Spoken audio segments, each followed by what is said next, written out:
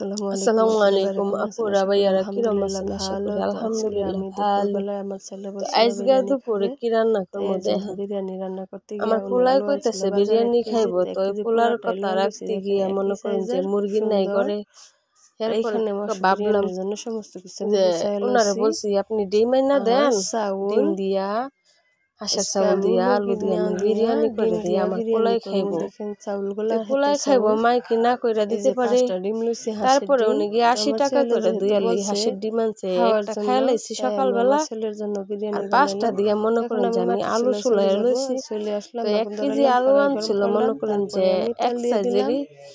তো এখন আমি আলুগুলো আলুগুলা আমি দিয়ে দিলাম। চুলায় লইলাম। আলুগুলা তো দেওয়ার পরে মনে প্রথমে করেন আমি যে লাইড়া আলুগুলা চাইড়া ভাইজা আলু ভাজা লমু, ডিম সিদ্ধ কড়াই করছি, গরম করে ডিমগুলা আমি চুলায়া মাটির পাইজা চুলায় আগুন তারপরে ধরাই আমি দিছি।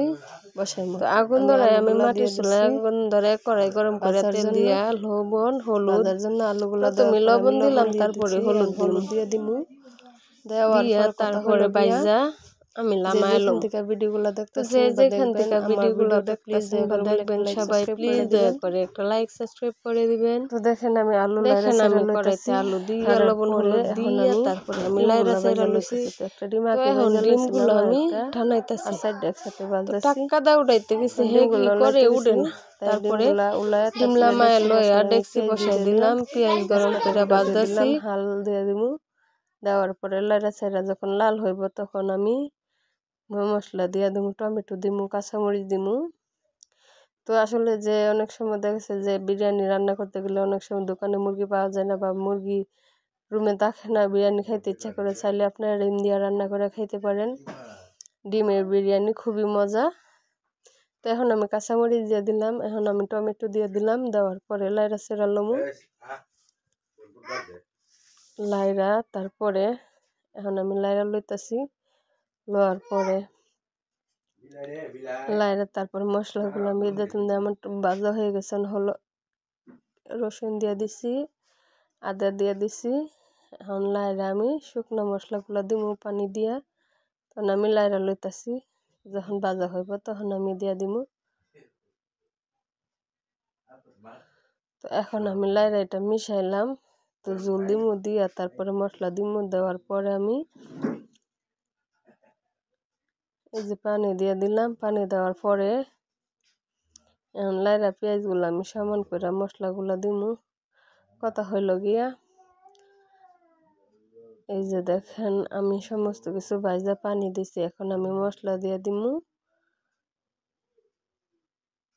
তো মশলা দেওয়ার মধ্যে আমি মরিচের গুঁড়ো দিয়েছি আধা চামচ, কারণ ডিমের বিরিয়ানি যেহেতু হয়তো বা একটু হালকা ঝাল লাগলে ভাল লাগবে। তো কাঁচামরিচ দিছি, এখন হলুদ দিয়ে দিছি, ধনিয়ার গুঁড়া দিয়ে দিছি, এখন লবণ দিয়ে দিমু। দেওয়ার পরে আমি লাইড়া চাইড়া নিমু, নিয়ে ডাইখা দিমু।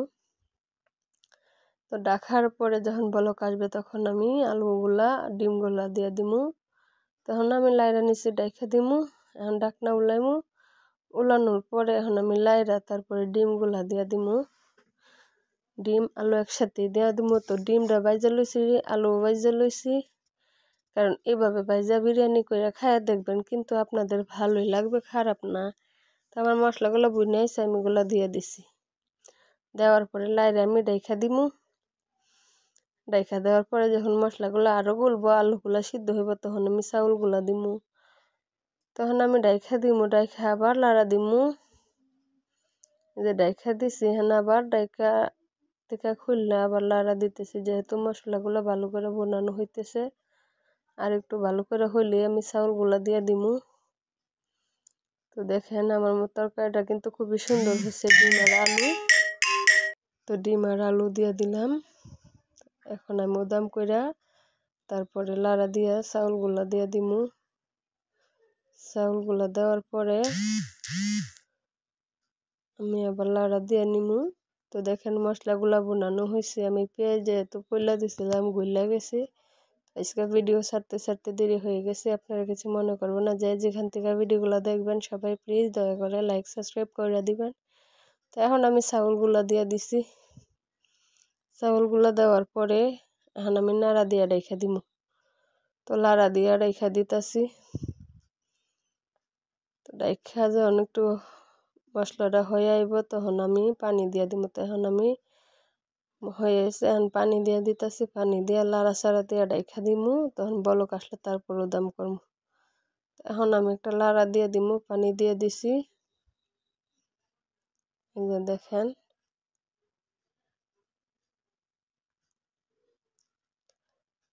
এই যে লাড়া দিয়ে দিলাম।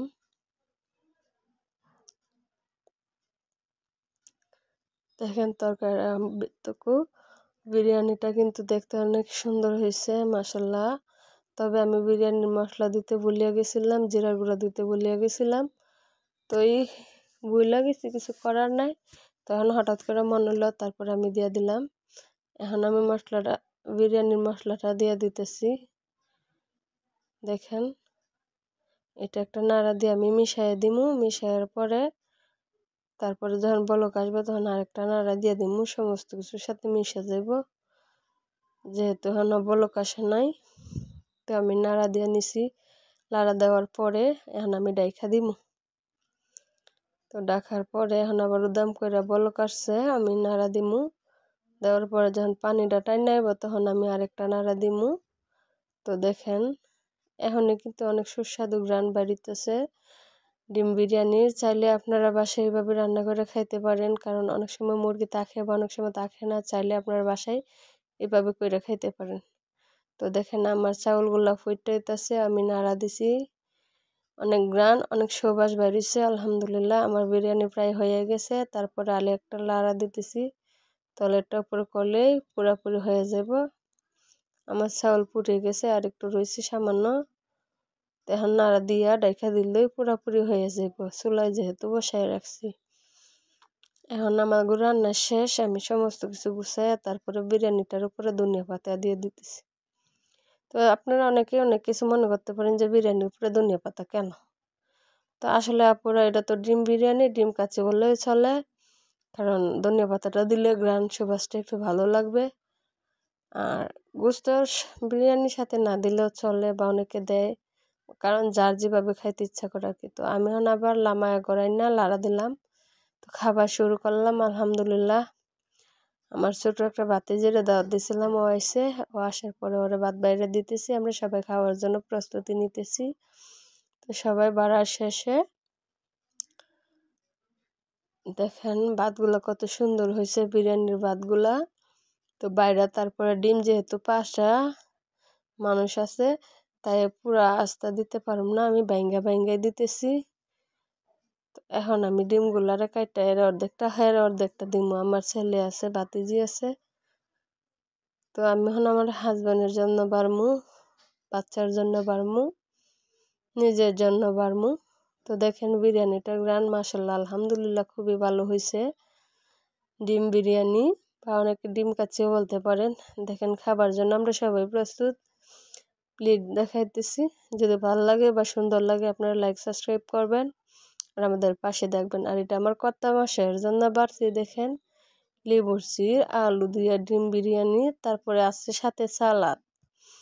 উনি বিরিয়ানি রান্না করলে ওনার সালাদ না হলে ওনার খাবারই জমে না, তো আমি ওনার সালাদ দিয়ে ভাত বিরিয়ানি বাইরা দিতেছি। ভিডিওটা ভালো লাগলে লাইক সাবস্ক্রাইব করবেন, পাশে থাকবেন, সুস্থ থাকবেন। খুদা হাফেজ।